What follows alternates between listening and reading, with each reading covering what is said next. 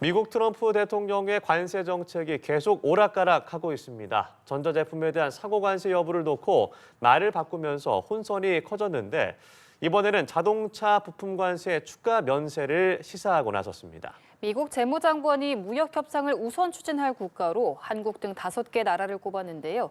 이런 상황에서 우리는 어떻게 대응해야 할지 민정훈 국립외교원 교수와 자세히 짚어보겠습니다.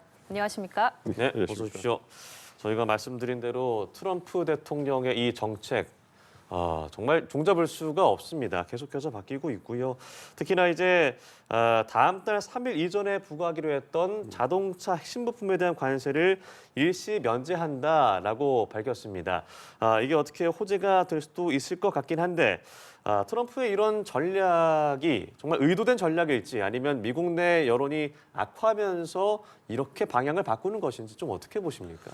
혼재되어 있는 것 같아요. 그러니까 관세를 사용해서 미국의 우호적인 그런 무역 환경을 만든다는 이러한 큰 틀에서 방향성은 분명한 것 같은데 그거를 이제 시행하는 접근법에 있어가지고 방법론에 있어서 굉장히 좀 그 오락가락하는 부분이 있다고 생각하고 있습니다. 그러니까 너무나 다양한 종류의 관세가 거의 한꺼번에 부과가 되다 보니까 이런 혼란이 불가피한 거라고 보고 있고요. 잘 아시는 것처럼 보편관세 10%가 거의 모든 수입품에 부과가 됐죠.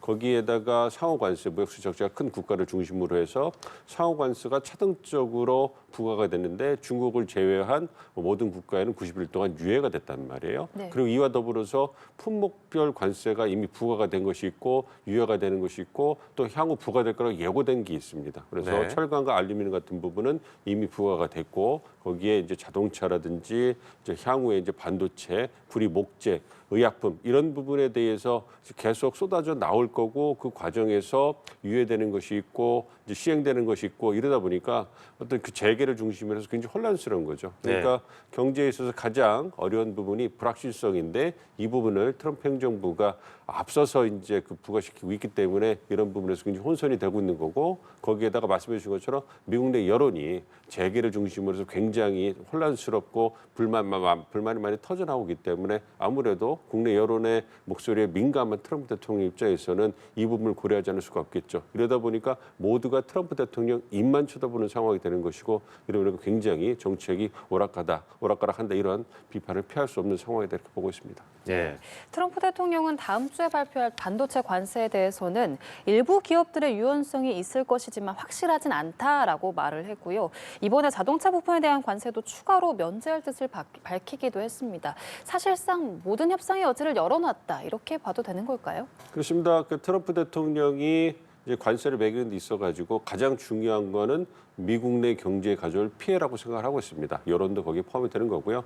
그렇기 때문에 미국 백악관에 지속적으로 경제 리더들을 중심으로 해가지고 어려움을 호소하는 이런 상황이 빚어지고 있는 것이고요. 뭐 자동차라든지 반도체 같은 경우에는 미국 내 수급이 가장 중요한 부분인데 이 부분에 있어서 만약 원활한 수급이 되지 않는 상황에서 관세가 부과된다면 이렇다면 상당한 그 충격이 올 수밖에 없는 거거든요. 그러니까 그런 부분이 지속적으로 이제 그 청원이 들어오고 어려움이 이제 호소가 되다 보니까 이 부분을 트럼프 대통령이 고려해가지고 추가적인 유예라든지 면제라든지 이런 부분을 고려할 수밖에 없는 거예요. 예를 들어서 스마트폰 같은 경우에도 가장 미국이 애지중지하는 기업이 애플 아니겠습니까? 애플 같은 기업은 거의 중국으로부터 수입이 가장 큰 기업인데 만약 지금 현재 중국으로부터 그 중국에 부과된 그 관세가 145%잖아요. 만약에 애플 그 스마트폰에다 145%가 중국에 들어오는 제품이 부과된다면 가격 경쟁력이 애플이 미국 내에 가질 수 있겠습니까? 그렇기 때문에 그런 부분에 대해서 이제 그 애플 CEO 팀 쿡 그 CEO와 얘기를 했고 이런 부분이 고려가 되면서 하나하나 유예가 되다 보니까 트럼프 행정부가 과연 관세를 일관되게 추진할 때 할 그런 의지가 있는 것이냐 이거에 대해서 의구심이 커지는 거고 혼란이 빚어지는 겁니다. 그러니까 어쨌든 미국 내 경제 상황을 고려해서 애플이라든지 자동차 부품이라든지 이런 부분을 중심으로 해서 미국 시장의 필요에 따라서 관세가 유예될 가능성이 크기 때문에 우리 기업들도 이 부분을 잘 유념을 해가지고 공략하면 돌파구가 더 크게 마련되지 않을까 생각을 하고 있습니다. 네, 지금 계속 정책이 오락가락하고 있고 또 최근에 트럼프 대통령이 언제든지 정책이 바뀔 수 있다라는 메시지를 자주 내고 있는데요. 이런 게 전략적인 모호성일 수도 있지만 이런 불확실성이 시장에 악영향을 줄 수도 있지 않을까요? 그렇죠. 시장이 가장 두려워하는 것은 이제 불편해하는 것은 불확실성이죠. 예. 네. 불확실성 때문에 이제 그 주가가 이제 폭락하기도 하고 환율이 급등하기도 하고 상당히 많은 어려움을 겪는 거고요. 그러니까 어느 정도 이러한 뭐 관세라든지 여타 부분에서의 비용이라든지 어떤 한계라든지 제약이라는 부분이 예측이 가능해야지만 그 예측 가능성을 바탕으로 해서 기업들이 향후 생산이라든지 판매 이런 부분에서 전략을 세울 수 있는 거잖아요. 그 부분이 정부에 의해서 정치 영역에 흔들리고 있기 때문에 기업들이 어려운 부분이고요. 물론 트럼프 대통령 입장에서는 관세를 수단으로 해서 자신이 원하는 무역수 적자를 줄이고 미국 제조업의 부흥을 이끈다. 이건 정치적 목표는 좋습니다. 그렇지만 이 정치적 목적 때문에 실물 경제가 흔들리게 된다면 상당한 타격이 올 수밖에 없는 거고 그거는 결국은 트럼프 대통령의 부정적인 부메랑으로 돌아올 수밖에 없는 부분이거든요. 그렇기 때문에 관세가 수단이기 때문에 수단이 갖고 있는 목적이 분명해지면 사실 수단으로서의 효용성은 떨어질 수밖에 없으니까 트럼프 대통령이 지금 모호한 입장을 취하는 거는 뭐 이해가 됩니다만 그럼에도 불구하고 경제에 너무나 큰 불확실성을 줘가지고 혼란이 야기되고 있고 이것이 실질적인 경제적 피해로 이제 나타나고 있기 때문에 이 부분에서 고민이 커질 거라 생각하고 있습니다. 네, 이런 건데 스콧 베선트 미국 재무장관이 언론과 인터뷰에서 이 우선 협상 추진 국가 5개 국가를 언급하면서 우리나라, 영국, 호주, 인도, 일본을 언급을 했습니다. 그러면서 우선 협상하는 국가들이 좀 유리한 고지에 설 수 있을 것이다라고 얘기를 했는데 말 그대로 우리가 먼저 협의를 하는 게 좋을까요? 이 흐름대로 가는 게 맞습니까? 이게 굉장히 전문가들 사이에서도 설왕설래하는 부분이 있습니다. 예. 선제적으로 대응하는 것이 유리할 수 있다. 혹은 우리가 본보기가 돼서는 안 된다. 이러한 예. 상반되는 의견이 있는데요. 무엇보다도 미국의 입장이 중요한 것 같아요. 키를 쥐고 있는 건 미국이니까 말씀해 주신 것처럼 한국이나 일본이나 영국, 호주, 인도 이 5개 국가와 선제적으로 협상하겠다 얘기를 했잖아요. 그럼 예. 이 5개 국가가 갖고 있는 공통점이 무엇이냐 봤을 때 중국을 제외하고 그다음 멕시코, 캐나다를 제외하고 무역수지 적자가 굉장히 큰 그런 국가들입니다. 그러니까 미국 입장에서는 무역수지 적자가 큰 국가들을 우선순위를 두고서 협상을 하겠다는 것이고 그러한 의도를 갖고 있다면 우리가 사실 빠져나가기 쉽지 않은 부분이 있는 거죠. 그래서 그런 부분에서 어쨌든 상대적 약자인 한국이 미국과의 관계를 고려하기 위해서 협상에 나서야 되기 때문에 이 부분에 대한 우리의 선택지는 제한될 수밖에 없다고 보고 있고요. 예. 어쨌든 미국 입장에서는 무역수지 적자가 큰 국가들과 양자 협상을 선제적으로 해가지고 어떤 미국의 우호적인 그러한 통상 환경을 만드는 데 중점을 두고 있기 때문에 이 부분에서 우리가 적극적으로 나서서 다른 국가들에 비해서 차별받지 않는 것을 목표로 해가지고 협상을 하는 것이 필요하고 그걸 위해서 우리가 어떤 카드를 던질 것이냐 이 부분에 대해서 보다 더 체계적인 준비가 필요하다 이렇게 보고 있습니다. 네, 이런 상황에서 미국 내에서는 반 트럼프 시위가 확산하고 있고 미국 언론들도 이 트럼프 정책에 대해서 비판의 목소리가 나오고 있습니다. 이런 미국 내 분위기가 앞으로의 관세 정책이나 아니면 우리나라와의 협상에 있어서도 좀 영향을 미칠 수 있을까요? 방향성 자체를 바꾸기는 어려울 거라 생각하고 있습니다. 이 관세 정책을 통해서 무역 적자를 줄이는 것 그리고 제조업 부흥을 이끌어내는 것은 트럼프가 내세우고 있는 주요 정책 기조 중에 하나이기 때문에 이것을 포기할 수는 없을 거예요. 그러니까 이민 정책과 더불어서 통상 정책은 트럼프의 미국 우선주의의 양축을 구성하고 있는 주요 정책 방향이기 때문에 이걸 포기한다는 것은 트럼프 2기 행정부가 추진하는 정책 성과를 포기한다는 것과 동일시될 수 있거든요. 네. 그렇기 때문에 관세를 이용해서 무역수 적자를 줄이는 것, 이 부분은 취임 초기에 트럼프 행정부가 굉장히 강공 드라이브를 걸 수밖에 없는 이런 분야예요. 그렇기 때문에 정책 방향성이 바뀌지 않을 것이다. 그럼에도 불구하고 여론의 목소리에 굉장히 귀를 기울이는 트럼프 대통령 측이 특히 세계의 목소리에 많은 목소리를 귀를 기울이고 있기 때문에 이런 부분에서 방법론이나 수준이나 속도에 있어서는 차이를 둘 수가 있다. 그러니까 양자협상, 상호 관세를 부과하고 양자협상을 하는 데 있어가지고 시간을 좀 두고 제도가 확립된 다음에 양자협상이 시작될 거다. 이런 처음에 보도도 나왔거든요. 근데 미국 내 여론이 굉장히 혼란스럽고 비판 여론이 커지니까 빨리 혼란을 수습하기 위해서 양자 협상을 바로 들어가는 이런 모습을 보이고 있거든요. 그러니까 여론의 추이가 정책 방향을 근본적으로 바꾸기는 어렵겠지만 그 방법론에 있어가지고 변화를 가져올 수 있기 때문에 이러한 측면에서 여론의 추이를 보면서 우리도 대응에 수위를 갖다 조절하고 추이를 조절하는 것은 필요하다 생각하고 있습니다. 네, 이런 가운데 한덕수 대통령 권한대행이 협상단을 구성해서 빠른 시일 내에 방미를 추진하겠다라고 밝혔습니다. 일단 트럼프가 우리나라와 관련해서는 뭐 조선, LNG 사업 등 이제 패키지로 묶여서 효율적으로 협상할 수 있을 것이다라고 했는데 우리가 선택할 수 있는 카드 전략 어떤 게 있을까요? 전략으로 본다면 두 가지가 중요하다고 생각하고 있습니다. 첫 번째는 우리 산업 생태계에 미치는 영향이 최소화돼야 된다. 즉 미국이 두 번째는 미국이 원하는 어떤 목표에 부응하는 그러한 카드를 내밀어야 된다 이렇게 생각을 하고 있어요.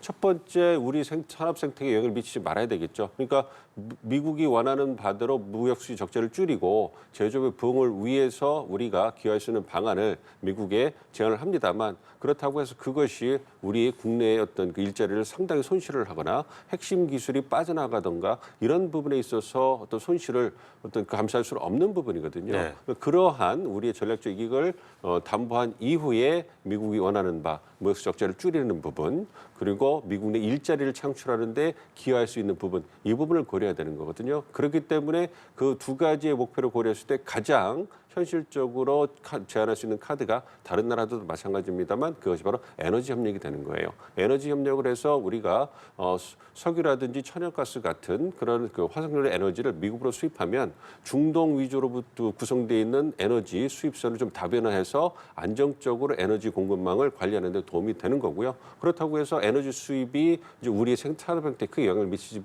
부분은 아니니까 이런 부분에서 국내적으로도 효용성이 있는 것이고요. 이와 더불어서 미국이 무역 적자를 줄이는 거에 이제 굉장히 집중하고 있으니까 에너지 수입을 하면 아무래도 한국이 미국에 대해 갖고 있는 무역 수지 흑자 규모가 줄어들 거 아닙니까? 그리고 지금 신중하게 쳐다보고 있는 알래스카 LNG 파이프라인 그 프로젝트 같은 경우에는 이게 미국 내 일자리를 창출할 수 있는 것이기 때문에 아무래도 우리가 협상 카드로 내밀기 좋지 않겠습니까? 그래서 그 부분을 고려하고 있는 거고 이와 더불어서 미국이 굉장히 절실하게 우리와 협력을 원하는 조선업 그렇죠. 조선업 협력이라든지 그다음에 그 무역 균형 맞추는 전반적인 부분에서 관세율을 조정한다든지 이런 부분은 우리가 충분히 카드로 내밀어 가지고 양측이 어떤 만족할 만한 성과를 낼 수 있는 부분이기 때문에 이 부분을 중심으로 이제 접근을 하고 있다 생각을 하고 있습니다. 예.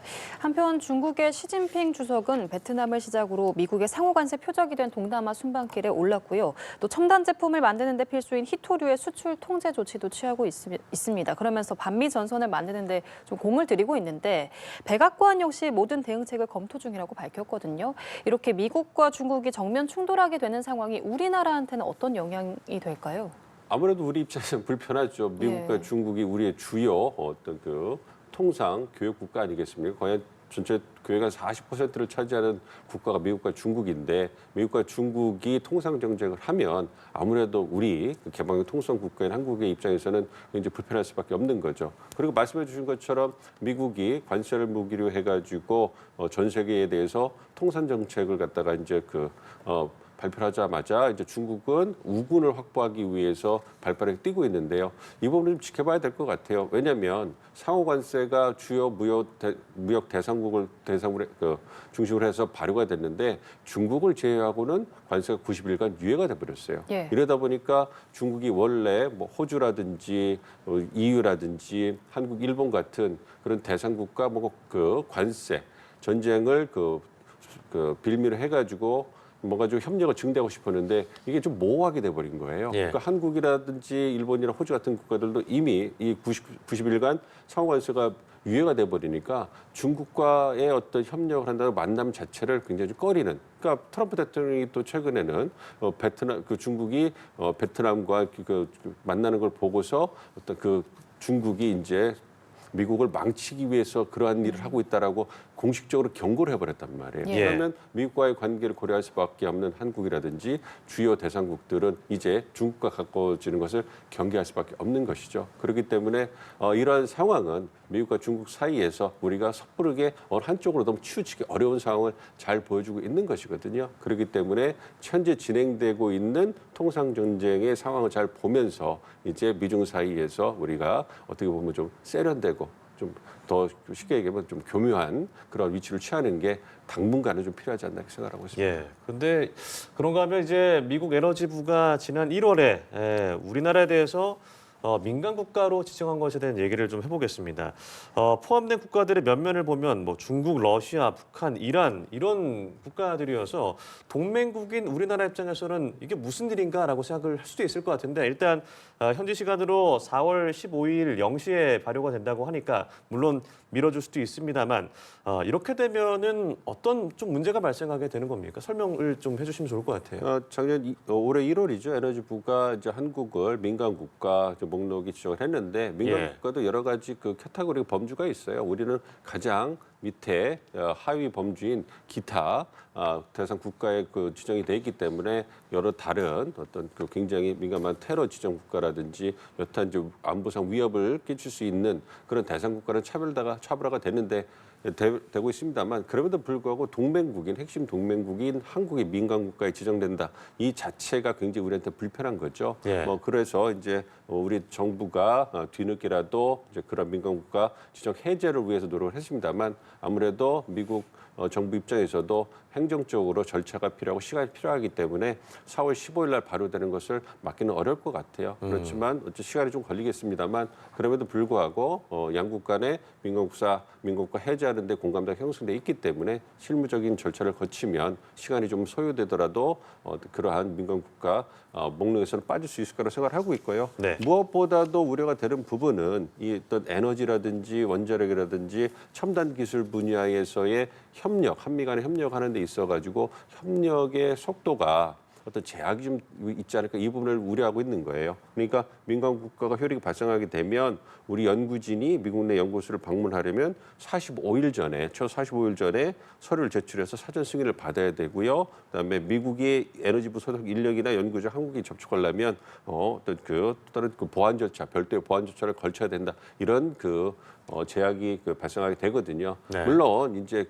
통상적으로도 우리 연구진이 미국을 연구소를 방문할 때는 사전에 미리 신청을 하기 때문에 크게 변화된 건 없을 거로 예상을 합니다만 그럼에도 불구하고 급한 사정이 있어가지고 빠르게 승인을 받고 방문할 때 이 부분에서는 좀 제약이 있을 수밖에 없겠죠. 그렇기 때문에 우리 정부가 그러한 불편함이 발생하지 않도록 가이드라인을 줘가지고 선제적으로 대응하는 것이 필요하다 이렇게 생각을 하고 있습니다. 예, 알겠습니다. 지금까지 미국 트럼프 대통령의 관세 정책과 우리의 대응 방향까지 함께 알아봤습니다. 민정훈 국립외교원 교수와 함께했습니다. 고맙습니다. 고맙습니다.